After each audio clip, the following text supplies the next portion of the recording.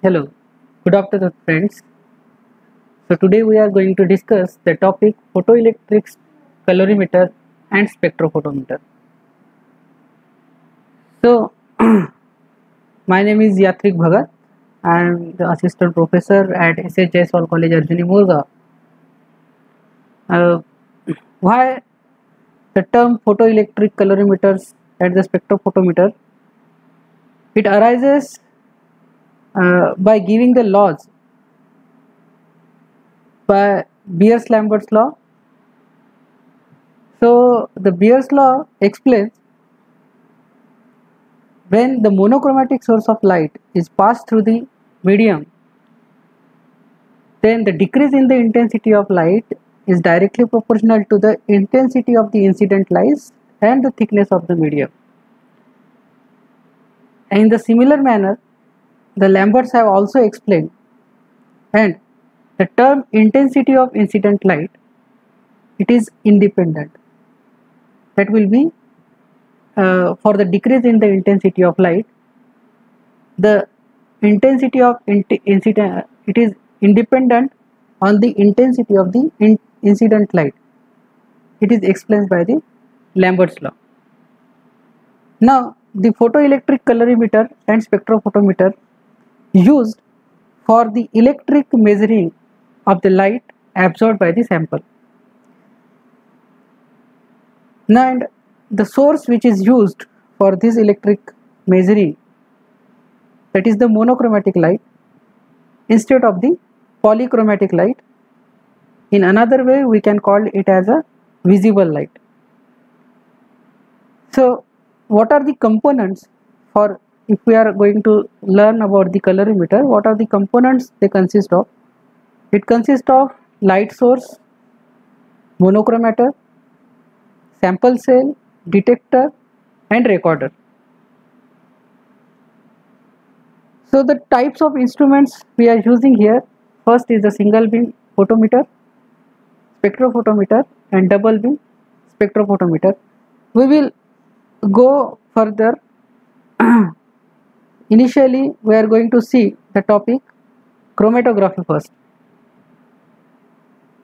From chromatography we will move to the spectrocolorimeter and then spectrophotometer.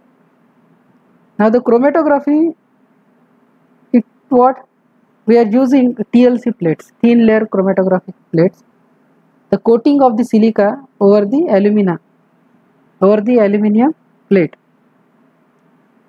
Then this is the nickel that is metal we have placed over here, and it will be separated by the TLC plate. As the time goes in the solvent, it is more separated in the solvent. So this is the general representation in the laboratory of the TLC. The actual diagram, if we are going to explain in this way, this is called as chromatogram. Here the solvent is present at the bottom. The TLC plate is first held by this clamp here in the vertical direction. Then it is dipped in such a way that the lowermost or the portion of this strip TLC plate is dipped into the solvent, and by the capillary action the solvent will be rises along the strip, and as the solvent rises against the gravitational field, the ions which are placed on the line at the bottom just above the solvent, because of the flow of the solvent and with the what against the gravitational force which will be acts over here, and the pore size of the thin paper, they are also what make that somewhat they will not allow them to get passed through the paper easily. So they are the obstacles, and hence the separation of this different ions.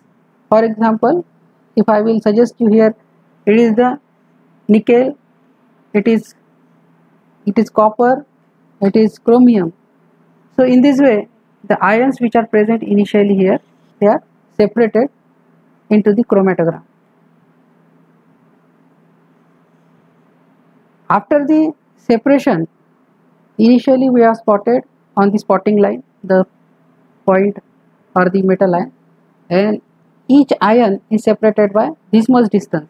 This distance, it is called as RF value, and RF value, it is calculated by distance travelled by the component and distance travelled by the solvent front. So it will give the RF value. The particular metal ion, for each metal ion, each particular metal ion, the RF value is different. So we can identify the different metal ions on the basis of their RF value also. This is the what radial mode or the radial chromatography. In this chromatography, here as we are placed the sample or metal ion at the center, these metal ions, here the one wick is drawn out from this radially arranged papers. One wick is getting drawn out, and this wick is placed into the solvent. Just like in paper chromatography, we are placing the lowermost portion into the solvent.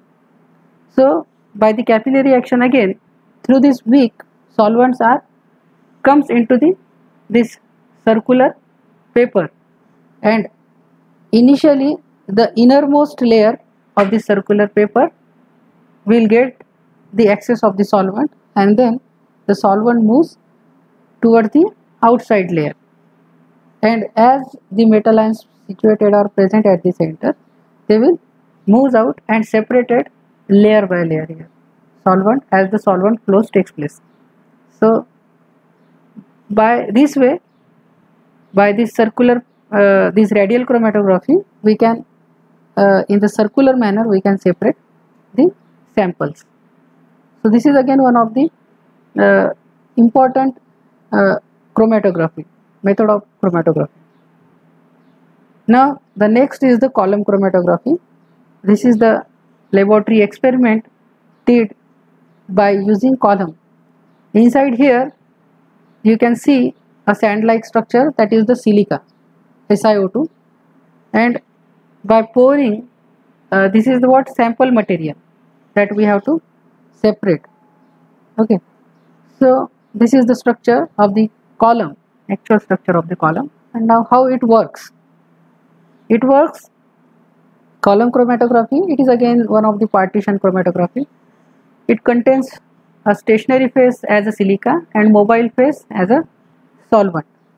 So what we add here, solvent will be added from the uppermost portion, and then it will comes down and collected into the beaker. Here, as the solvent runs continuously, on the basis of the voids which are present into the silica or the interaction of these sample materials with the silica, they are getting separated out in the form of different types of bands. You can see here the red band, green bands are present. This red band and green band, as the time goes, as the solvent flows continuously, the difference between this red band and green band is getting increases, and the first layer of the red samples of the, if some of the ions, for example red sample of the ferric ions, green for the chromium, so ferric ions will be comes out first, and then green ion of the chromium will be comes later. And this force, now previously in paper chromatography we have seen that they are the against gravity, they work against the gravity, and this is with the gravity. So the faster extraction of the metal ions will be takes place, or the removal of the metal ions will be takes place by using the column chromatography through the mobile phase. These are again some of the columns they are showing here: mobile phase, sample separation, then the interaction in different bands that where the eluted, the solvent which are getting comes out from this column, they are called as eluent or eluted molecules, and these are the here we are adding the solvent, they are called as effluents. So in this way there is a column chromatography is present. Now we are moving to the next topic, that is the components of the colorimeter. We are going to see the colorimeter here. This is initially we have described this for measuring the color. By the measuring the color intensity, we can identify the concentration of the sample which are present in the solution. So for this, here tungsten lamp we are using slit. What are the components of the colorimeter? Initially the visible source lamp, or for the ultraviolet source of lamp you can use mercury vapor lamp, deuterium lamp. In this way you can use the as which type of sample which is present in the cuvette. On the basis of that we are using the source. Here the slit for just passing the light in the very narrow ray of light will be to pass the narrow range of light. We are using this slit. Then the rays which are passing, they are condensing with the help of this lens. Here the filter is placed. Filter is used to separate the different visible range of light into the monochromatic source of light. A single wavelength of light will be passed after passing through this filter. Then it falls on the cuvette where the sample is present, and then the photocell or the photomultiplier tube. In the colorimeter only photocells we are using. They will detect the light after the transmitted light, actually transmitted light passing through this cuvette, and it will be detected by the galvanometer or the detector, and we can measure in this way the intensity of the transmitted light. In the antagonistic manner or opposite manner, we can say the intensity of absorbed light also we can find.